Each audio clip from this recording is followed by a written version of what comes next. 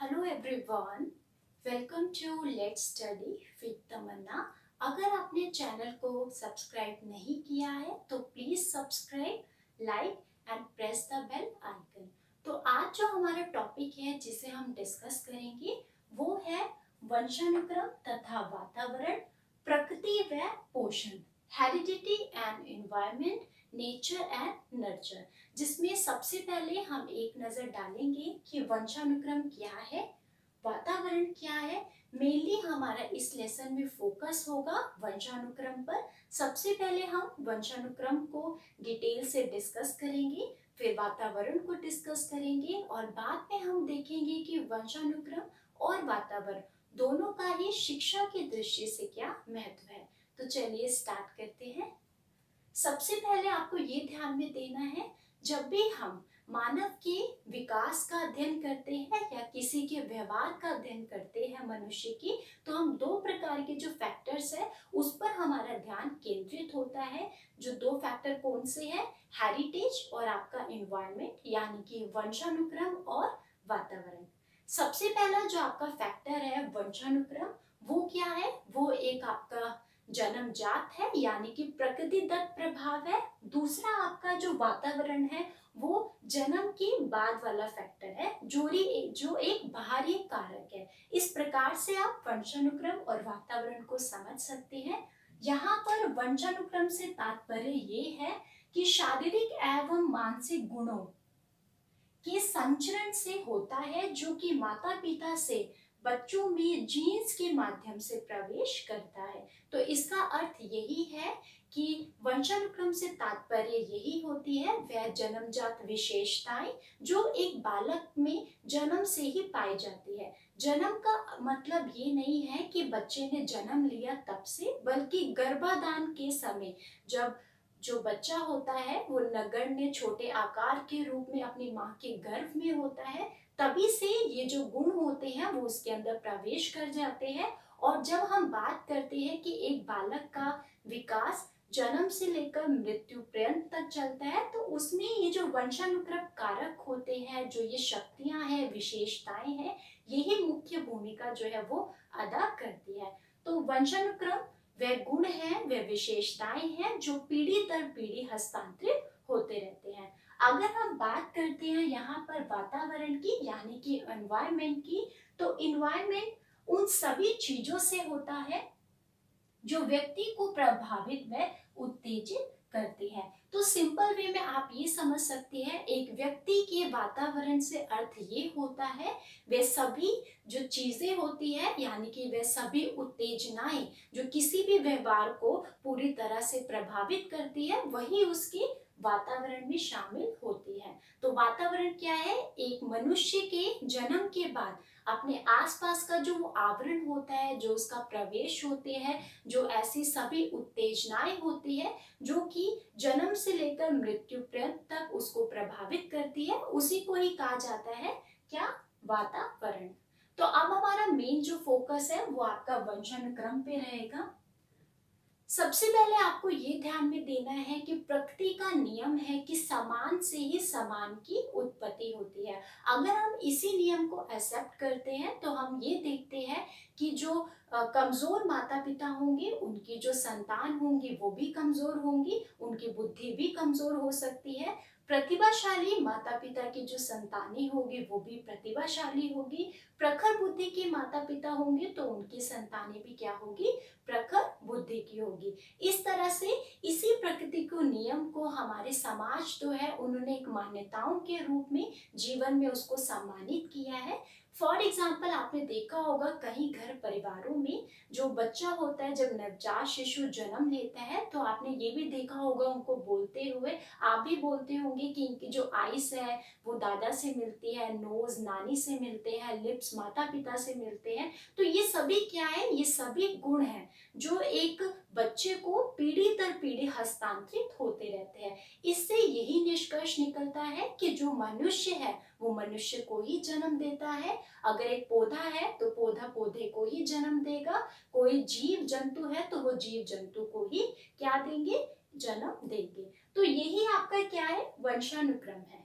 जब हम वंशानुक्रम की बात करते हैं तो इसको कॉन्सेप्ट को पहले क्लियर होना बहुत ज्यादा जरूरी है। वंशानुक्रम के लिए बहुत सारे शब्दों का प्रयोग किया जाता है, जैसे कि अनुवांशिकता, वंशक्रम, वंश की परंपरा या पैतृकता। ये बहुत सारे शब्द हैं, इन सभी का जो अर्थ है वो आपका हेरिडिटी है, तो आपको कंफ्यूज नहीं होना है।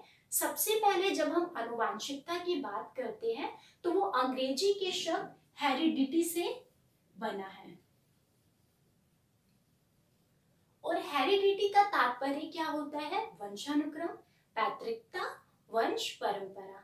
अगर हम इनकी परिभाषा की बात करते हैं वंशानुक्रम की, तो जेम्स ट्रेवर का मानना ये था कि वंशानुक्रम में जो माता पिता के शारीरिक तथा मानसिक जो लक्षण होता है उनके हस्तांतरण की प्रक्रिया होती है क्या? आपका वंशानुक्रम। तो इससे हमारा यही निष्कर्ष निकलता है कि वंशानुक्रम क्या है? इसमें वह गुण होते हैं जो एक बच्चे को माता पिता से, यानी कि शारीरिक और मानसिक लक्षण जो अपने माता पिता से बच्चों के अंदर आते हैं, उन्हीं को ही वंशानुक्रम कहा जाता है। अगर हम आनुवांशिकता का शाब्दिक अर्थ की बात करें, इसको हम अगर तोड़े तो इसमें अनु का अर्थ होते हैं पीछे आने वाले, और वांशिकता का अर्थ होता है वंश से जो प्राप्त होते हैं गुण और दोष। तो इन दोनों का ही शाब्दिक अर्थ क्या हुआ? आनुवांशिकता का शाब्दिक अर्थ यही हुआ कि वंश से प्राप्त होने वाले बच्चों को जो गुण और दोष होते हैं, जो गुण होते हैं, उन्हीं को ही क्या कहा जाता है? वंशानुक्रम।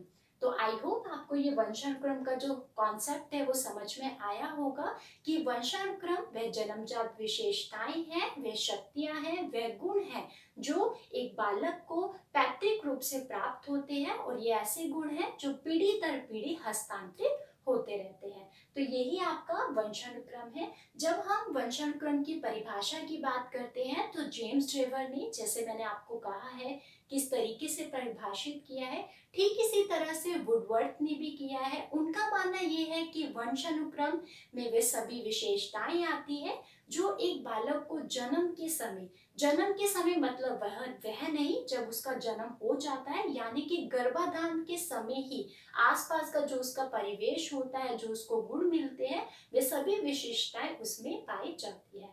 तो ये बात हुई उनके अर्थ और परिभाषा की।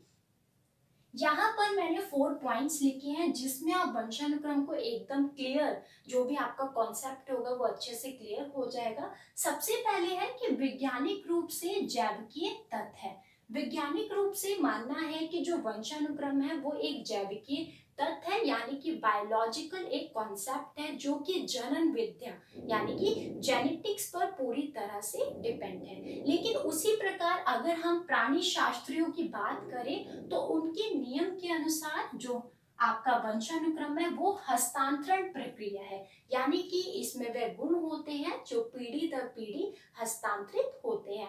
तो इन्हीं हस्तांतरित प्रक्रिया को प्राणी शास्त्रों ने अपनी लैंग्वेज में बायोलॉजिकल हेरिटेज भी कहा है, यानी कि प्राणी शास्त्रीय विरासत के रूप में इसे संबोधित किया है। तो इन गुणों में जब हम गुणों की बात करते हैं तो कौन से आते हैं? शारीरिक गुण हो सकते हैं, मानसिक गुण हो सकते हैं, व्यवहारिक गुण हो सकते हैं, चरित्र से संबंधित गुण हो सकते हैं।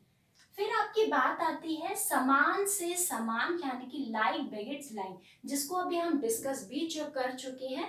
अगर हम वंशानुक्रम को ये समझते हैं कि इसमें पैतृक गुण होते हैं, पीढ़ी दर पीढ़ी हस्तांतरित होते हैं, तो ये इसी से ये निष्कर्ष निकलता है कि ये समान से समान को उत्पन्न करते हैं, यानी कि जो मनुष्य होगा उसका जन्म मनुष्य से ही होगा और बिल्ली का जन्म बिल्ली से ही होगा।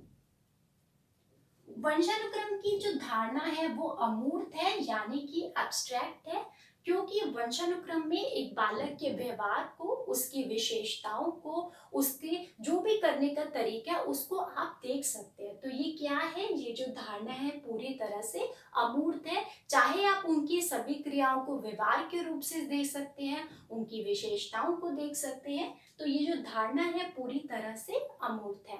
तो इससे यही निष्कर्ष निकलता है कि जो वंशानुगत है वो जन्मजात व्यक्तिगत गुणों का क्या है? प्रतिफल है, जिसमें कि बच्चे को अपने माता पिता से कुछ गुण जो होते हैं वो हस्तांतरित होते हैं, चाहे वो शारीरिक हो, मानसिक हो या व्यवहारिक हो। तो यहाँ पर आपका जो वंशानुक्रम का कॉन्सेप्ट था, अर्थ था, शाब्दिक अर्थ था, वो सभी क्लियर होता है। जब हम इन सभी को समझते हैं तो हमने यहाँ पर जाना कि एक व्यक्ति को अपने पूर्वजों से प्राप्त होने वाले 3 प्रमुख गुण होते हैं, जिसमें सबसे पहले आता है अपने पूर्वजों की समानता। यानी कि जैसे पूर्वज होंगे उनकी आइस कैसी होगी वैसे ही बच्चे की आइस हो सकती है, उनके हेयर का कलर कैसे होगा वैसे ही बच्चे का हेयर का कलर हो सकता है। इसमें मानसिक गुण भी शामिल है, जैसे कि अगर जो पूर्वज है उनकी बुद्धि अच्छी है, प्रतिभाशाली है, तो बच्चा भी उसी प्रकार से होगा। तो कुछ गुण उसमें समांतरण होते हैं, यानी कि उसमें समानता होती है, सिमिलैरिटी होती है। जब हम बात करते हैं पूर्वजों की भिन्नता की, तो जरूरी नहीं है कि अगर प्रतिभाशाली जो माता पिता है उनकी जो संतानें हो वो भी प्रतिभाशाली हो। ये हम आगे जब वंशानुक्रम का सिद्धांतों को डिस्कस करेंगे उसमें बहुत अच्छे से समझेंगे इस बात को। तो उसमें भी क्या है, भिन्नता देखी जाती है। प्रतिभाशाली माता पिता की संतान जो है वो कमजोर बुद्धि की भी हो सकती है। तो इस प्रकार से ये है पूर्वजों से प्राप्त गुण, जो कि दूसरा है आपका भिन्नता का गुण।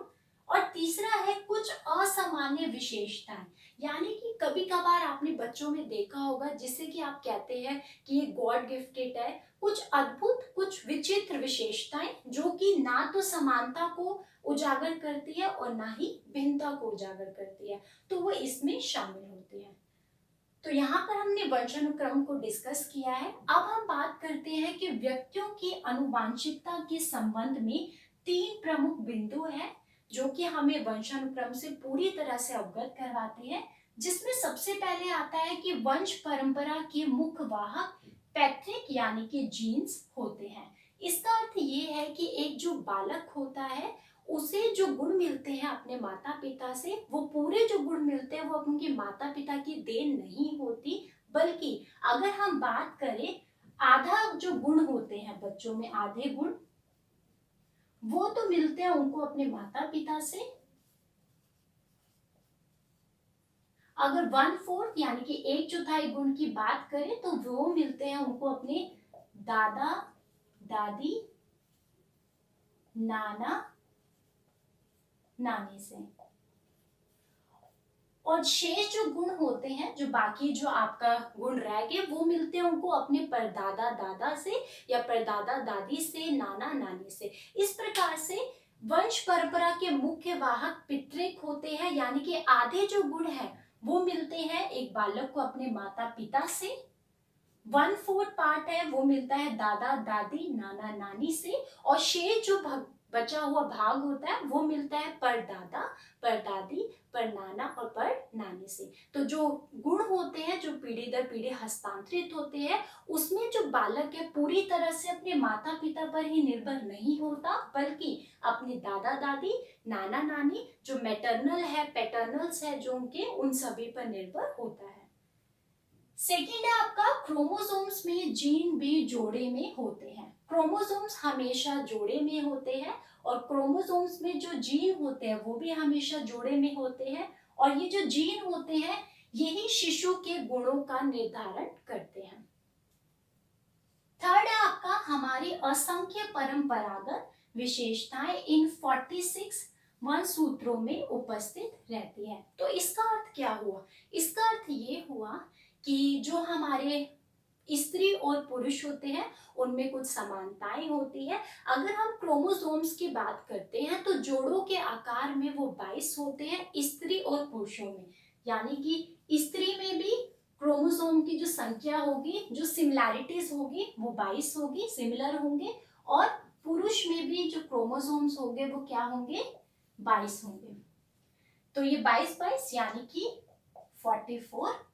तो इस प्रकार से इसको ऑटोसोम्स कहा जाता है। लेकिन क्रोमोसोम्स, एक क्रोमोसोम्स होते हैं जो कि जोड़े में होते हैं और उसको सेक्स क्रोमोसोम्स कहा जाता है। और ये जो क्रोमोसोम्स होते हैं स्त्री में भिन्न होते हैं और जो पुरुष होते हैं उनमें भी भिन्न होते हैं। जैसे कि अगर हम स्त्री की बात करते हैं तो स्त्री में ये जो सिमिलैरिटीज होती है ये एक्स एक्स के रूप में होती है और पुरुषों में ये जो होती है विभिन्नता ये एक्स वाई के रूप में होती है। इसी प्रकार से जब पिता के वह जो शुक्राणु होते हैं, शुक्राणु वो क्रोमोसोम एक्स जो मिलते हैं अगर मदर के, स्त्री के ओवम जो एक्स है शुक्राणु उससे, तो हमेशा लड़की का जन्म होता है। और अगर पिता के जो शुक्राणु होते हैं कोई भी प्रकार के जो कि वाई वाले क्रोमोसोम्स है वो मिलते हैं एक्स से, तो हमेशा क्या होता है, लड़का पैदा होता है। तो यही है, लड़का और लड़की जो पैदा होते हैं वो इनके जो निषेचन होता है उसकी प्रक्रिया पर डिपेंड करता है। तो यही इसको संबोधित करती है कि हमारे असंख्य परंपरागत विशेषताएं इन 46 वन सूत्रों में उपस्थित रहती है। तो ये इस प्रकार से है जो कि आप ध्यान से देख सकते हैं।